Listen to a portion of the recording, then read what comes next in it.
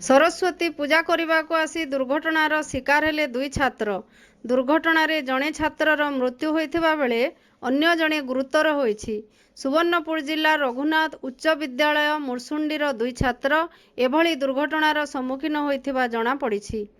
मृत छात्र तन्मय महाकुर नवम श्रेणीर होइथिबा बेले गुरुतर देवाशीष मल्लिक दशम श्रेणीर छात्र होइथिबा जणा पड़िछि।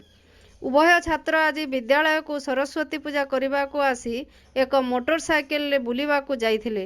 तेबे मुरसुंडी मेटाकानी छकरे एक अजणा गाड़ी सेमानंकु धक्का दे फेरार मारिथिला।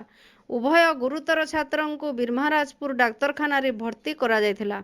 हेले सेठारे तन्मय महाकुर को डाक्तर मृत घोषणा करिथिबा बेले गुरुतर देवाशीष को सोनपुर मुख्य डाक्तरखाना को स्थानांतरण करा जायछि। घटना बोले सबुदिन छुआ मैंने पढ़ी आसन बाकी आज सरस्वती पूजा थिला बोले छुआ मैंने पूजा जनता सामग्री धरिकी आसुले बोले गोटे बड़ गाड़ी अजना गोटे एक गाड़ी माने गोटे गाड़ी से पिटिकी चेपेक पलैगला।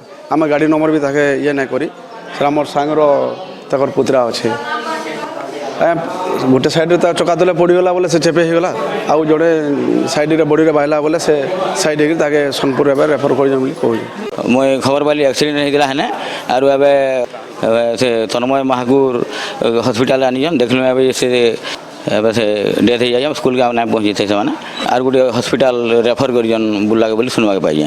तन्मय महाकुर है 9 क्लास आउ देवाशीष से 10 क्लास नहीं तो आम ना स्कूल के आसी ना आम पता पाइली स्कूल के आसी ना स्कूल के आसुले बोलिक सुनवा पाइली नहीं तो आम ना जानी आज्ञा स्कूल के छुआ गाड़ी चल आसमार मोर नजर ना।